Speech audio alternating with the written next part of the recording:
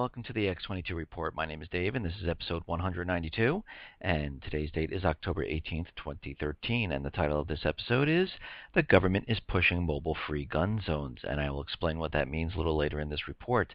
But before I get started, I just want to welcome all those new people who are subscribed in YouTube, and if you haven't visited the x22report.com site, come on over. I put up Sentinel alerts during the day. I comment on them.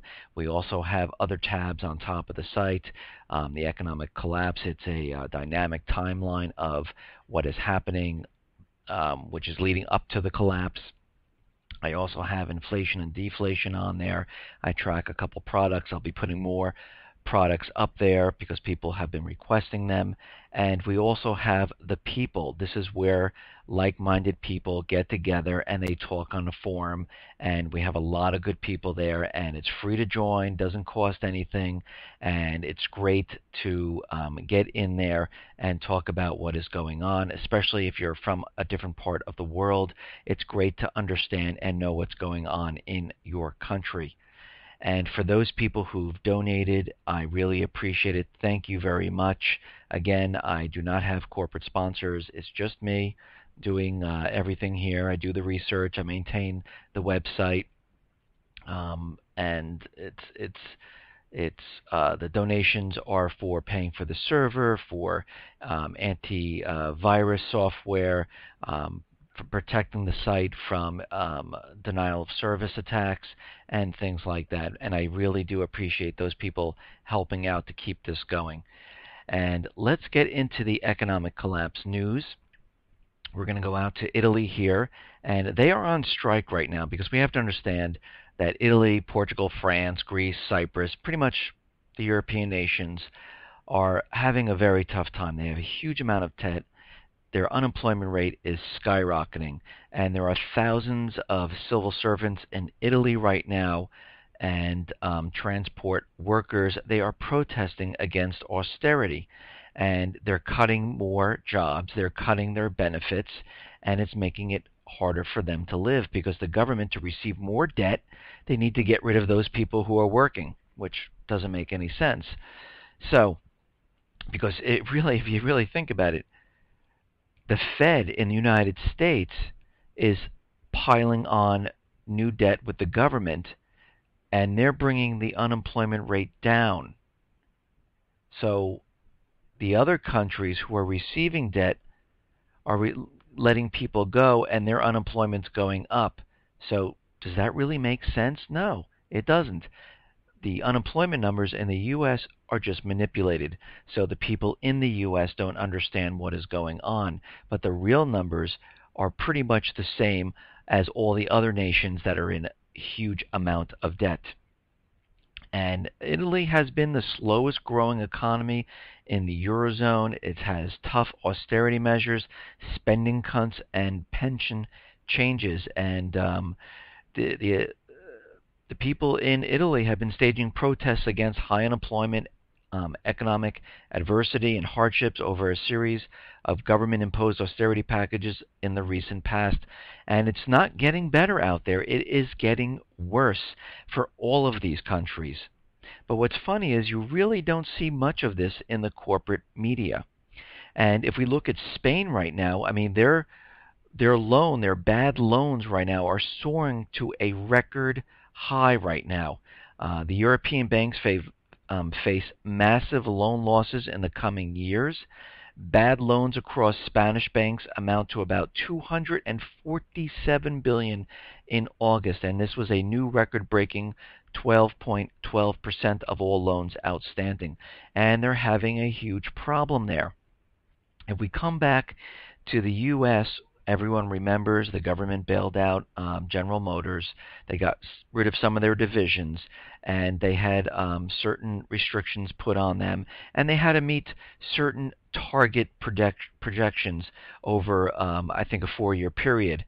And GM promised to meet these. I don't know how you can promise this, but they promised to meet them. And the production targets started at 1.8 million in 2010, and were supposed to rise to about 2.26 million by 2014. And GM missed all the targets. They couldn't get them. Production increased thereafter, but never quite enough to meet the targets they were supposed to. And GM announced in June that it would stop releasing its North America production figures altogether. Can you guess why they're not releasing this? Because American people are not buying these cars. We have to look at this. Unemployment, very, very high in the U.S. I know it says 7.3 or whatever the number they're putting out there, but the real unemployment is around 24%. Youth employment is between 50 and 60%.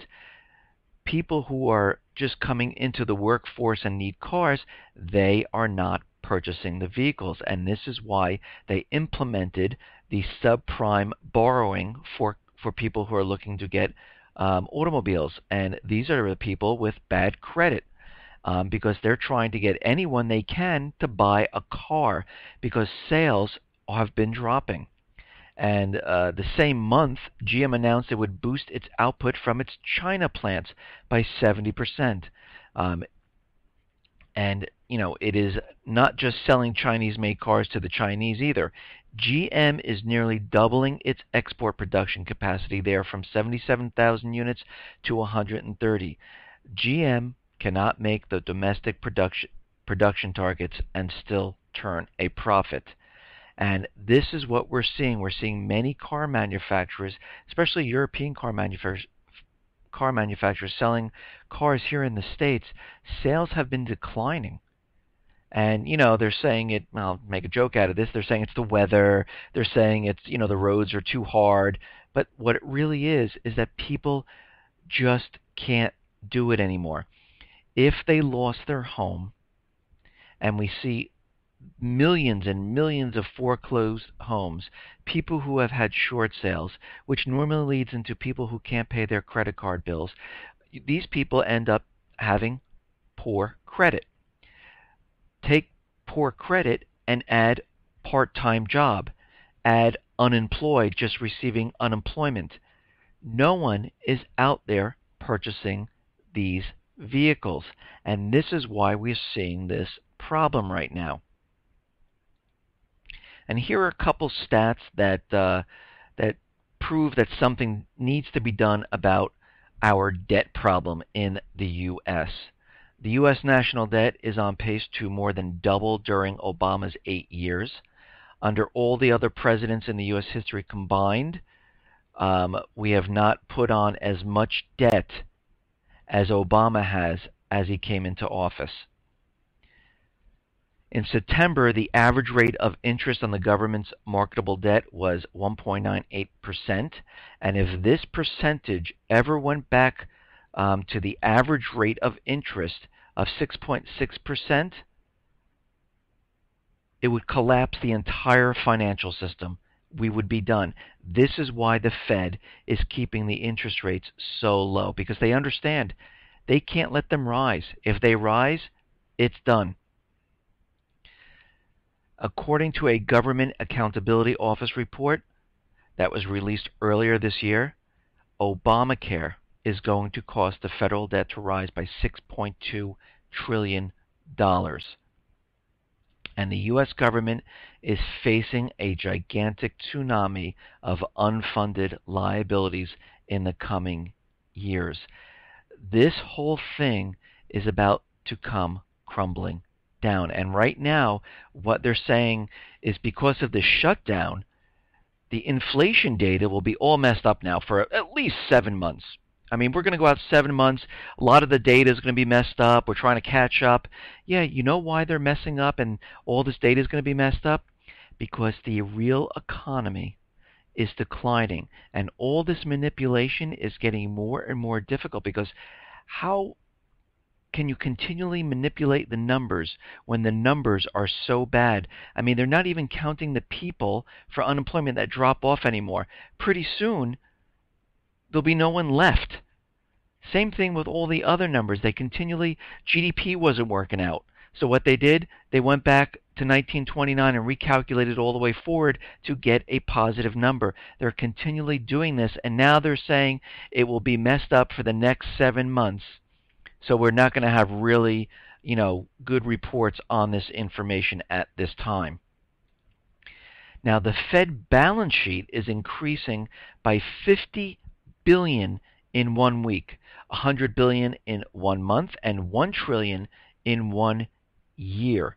And we can see from all this printing or creating of money and buying the toxic real estate and buying the treasury bonds that they are purchasing. I think they're purchasing a lot more than what they're saying. And guess what? They understand that they're going to have to really double down on this money creation to keep up with what is happening. Because around the world and what is coming with the real estate market, what is coming with foreign nations dumping the treasury bonds, they understand what they're doing right now is not going to work. Because now there's going to be many, many more foreclosures. There's going to be many countries selling treasury bonds. China has already downgraded the U.S., and they're still looking at it and might even downgrade it even more. And as this happens, other countries are going to look at this and say, maybe we should get rid of some of our treasury bonds just as a safety net. Now, China is making a move against the U.S. dollar. And like we said, the Chinese credit agency reduced and downgraded the U.S. debt from A to A minus, and it indicated that there's further downgrades possible. China has just entered into a very large currency swap agreement with the Eurozone that is considered a huge step forward, establishing the yuan as the major world currency, bypassing the U.S. dollar. China signed a major currency swap agreement with the United Kingdom. China has made an agreement with Kenya to be a clearinghouse for the yuan. China has already been looking for ways to diversify away from the U.S. dollar. China is purchasing and importing massive amounts of gold from other nations. And they're not slowing up. They are accelerating their gold buying. And this is to back the yuan later on. And what is China doing now? Well, China is now going to purchase J.P. Morgan's gold vault. They are purchasing the One Chase Manhattan Plaza, and this is the building that houses the firm's commercial gold vault. And it's the largest in the world. One Chase Manhattan Plaza combines three main components. It's a 6-story tower building, 2.5-acre plaza, and a 6-story base, of which 5 floors are beneath the ground. And it's so far down, and it's so big, the vault, it's like the size of a football field. And this is one of the largest bank vaults in the world. And hey, China's got to put its gold someplace, huh? And this transaction has been kept very quiet and not all over the corporate media at all. Now, the title of this episode, The Government is Pushing Mobile Free Gun Zones, and what they're trying to do is we understand that they have the gun bill and the UN Arms Treaty still pending in the Senate. The UN Arms Treaty with the Senate and the House, they said they voted it down, but they're still trying to push this through, and they might even bypass whatever the Senate and the House says. But we still have the Dianne Feinstein gun bill pending in the Senate, and it's still sitting there. So what they're deciding to do right now is they want to show the American people what's good for them is good for us. So what we're going to do is we're going to create gun-free zones. And the idea is to defund and abolish the Secret Service, the Capitol Police, and all other police protection privileges enjoyed by high-ranking members of the 3 branches of the federal government. These forms of protection will be replaced by a simple and efficient measure from which ordinary Americans have long benefited from. Gun-free zones. You mean like Chicago, where there's more gun crime and more killings than pretty much any other place in the U.S., and that is a gun-free zone. But hey. The enabling legislation, the Stay Unarmed, Coy, and Confident in Equal Royalty Act, or the Sucker Act, has now reached the final negotiation stage between the House and the Senate.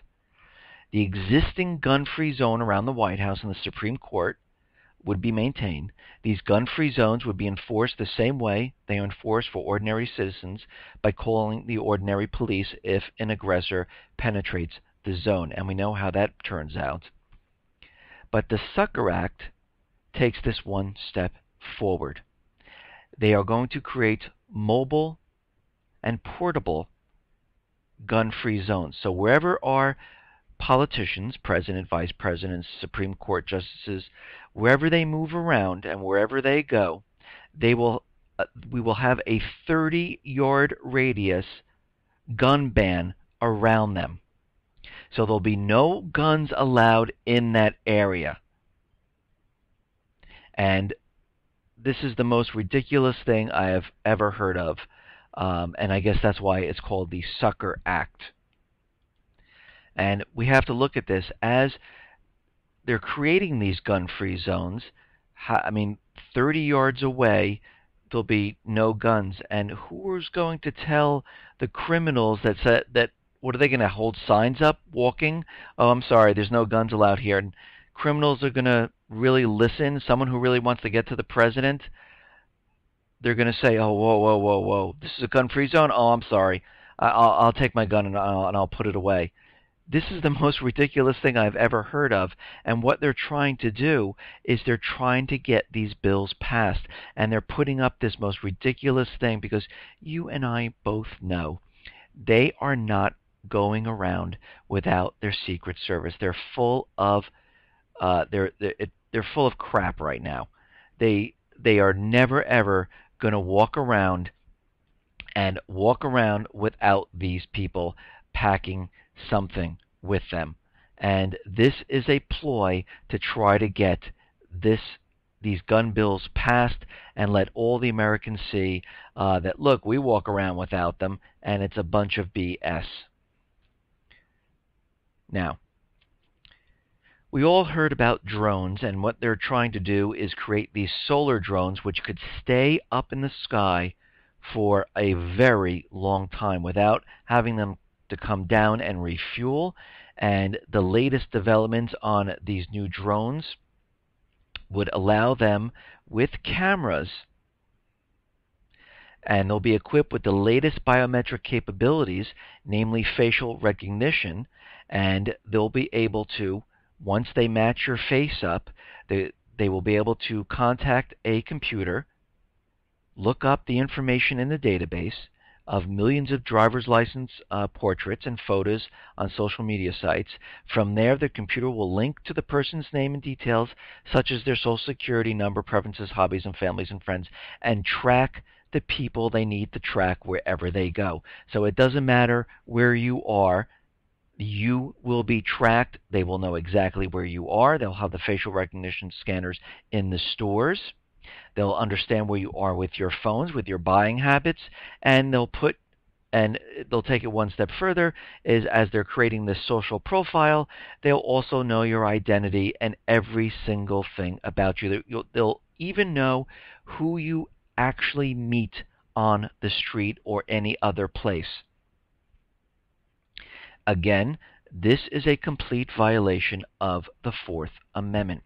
And talking about the Fourth Amendment, we see TSA documents right now that have come to light that the TSA has quietly admitted that there is no actual threat and there is no reason and no basis for employing new body scanners or invasive pat-down procedures at airports. And we all realize that this was all a bunch of BS, and they implemented this in to scare us of terrorists, and we're doing this for our protection. And this went on to say that they haven't seen a threat, they haven't caught anyone, there is no evidence that this actually even works. And the last attempt that someone tried to even bring an explosive on board an airplane through the U.S. airport occurred 35 years ago. That doesn't mean they caught someone, that means that was the last attempted person who tried to bring an explosive on. Now what they're doing is they're, confiscating little knives, they're confiscating, little, jars of liquid. They haven't stopped. There's been no one even trying to attempt to do this. And there is no evidence for any of this stuff that they have done. And this was all in the name of scaring every single person and giving up our rights. And talking about scaring us and giving up our rights, they're looking to appoint the new Homeland Security Chief in the replacement of Janet Napolitano, and this is Jay Johnson. And some of the things that he's said in the past, he was a legal counsel for the Pentagon, and some of the things that he says is that the U.S. citizens do not have immunity when they are at war with the United States. He said that the executive branch, not the courts, is equipped to make military battlefield targeting decisions about who qualifies as an enemy. And belligerents, who also happen to be U.S. citizens, do not enjoy immunity where non-citizen belligerents are valid military objectives. So what he's trying to say here, he will have no problem in assassinating anyone that takes up arms against the government or who protests the government. He's talking about foreign terrorists and domestic terrorists. And this new face on DHS will take on a whole new look. Okay, now let's move on here.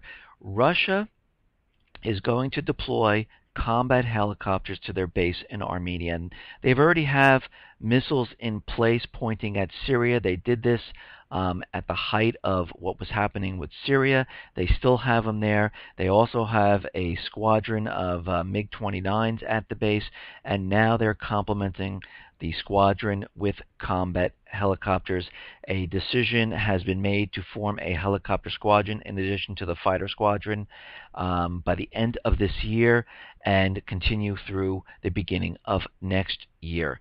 And, you have to remember, Armenia is near the border of Turkey. Turkey is a NATO ally, and they are just setting up for what is coming. And we understand World War III will eventually occur. We understand that the central bankers in the U.S. government will not stop until they get this started. We have this window now because they extended the debt ceiling. The Syrian chemical false flag was completely scrapped because it was no one was for it. The U.S. The Congress was not for it. The American people were not for it, and they couldn't pull it off. They were going to pretend to taper at this time, but they didn't.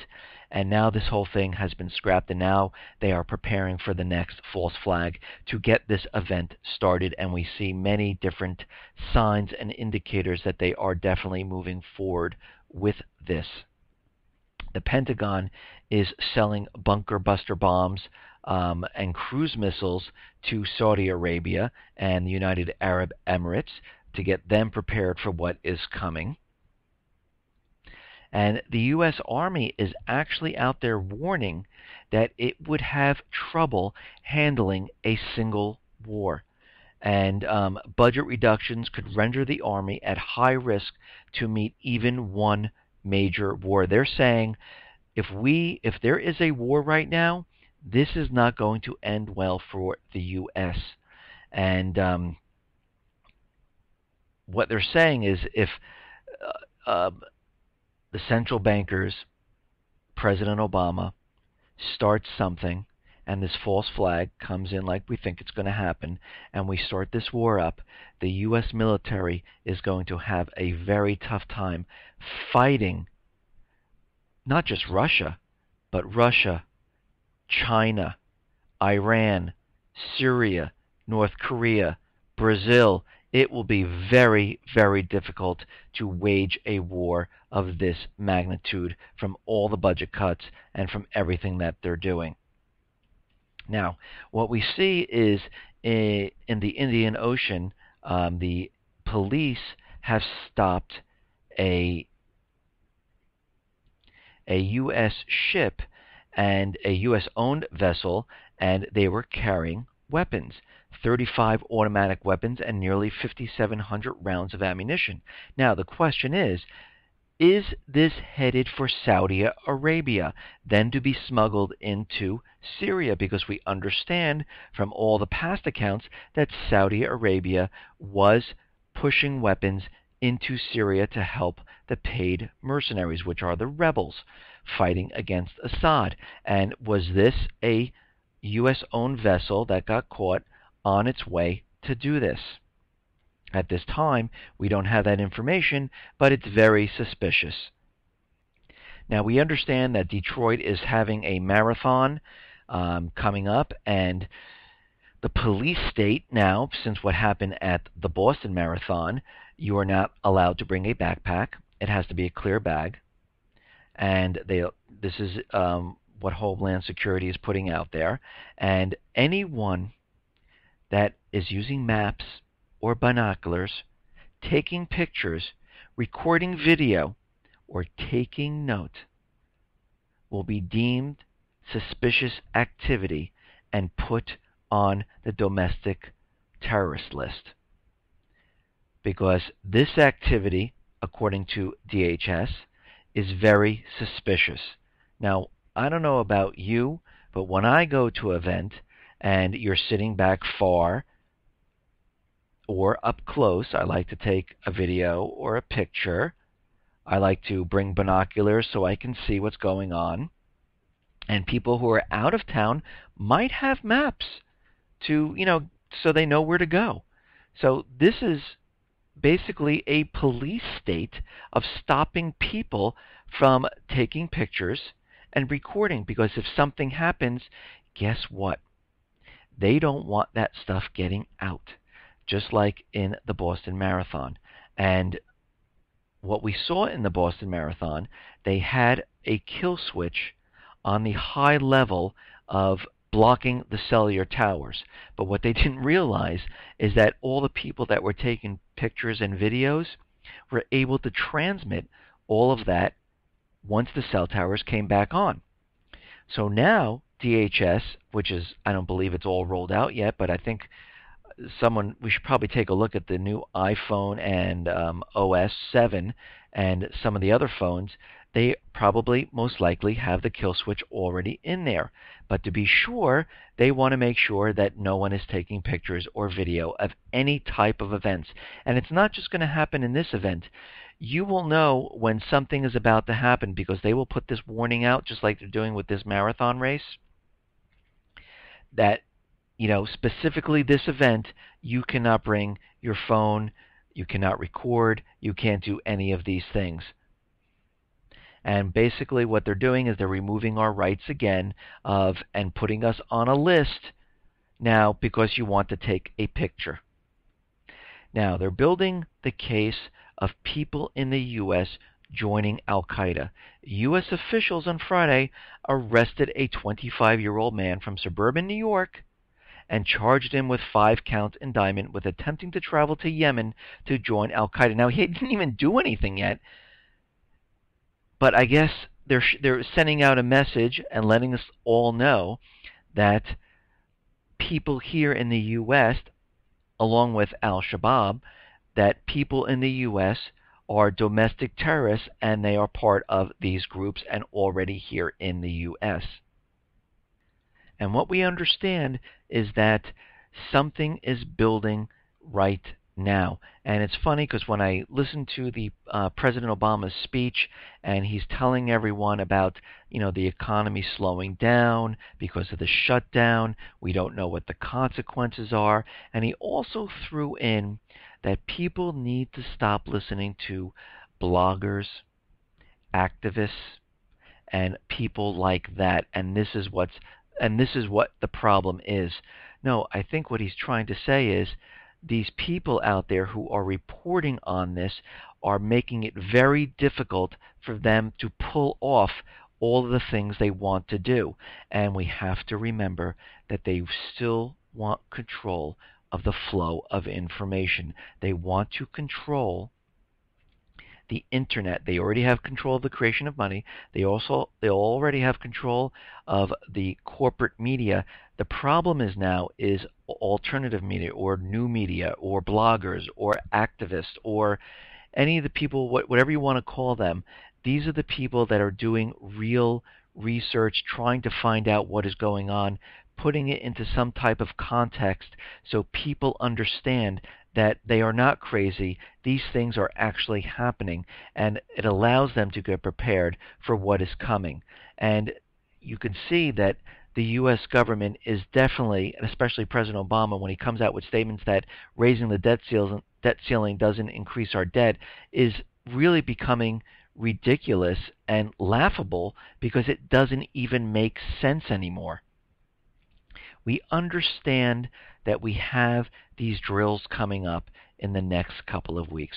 We understand that banks are taking extraordinary measures and starting to use capital controls to keep the money within the U.S. We understand that they've been training and getting ready for a bank simulation collapse by December.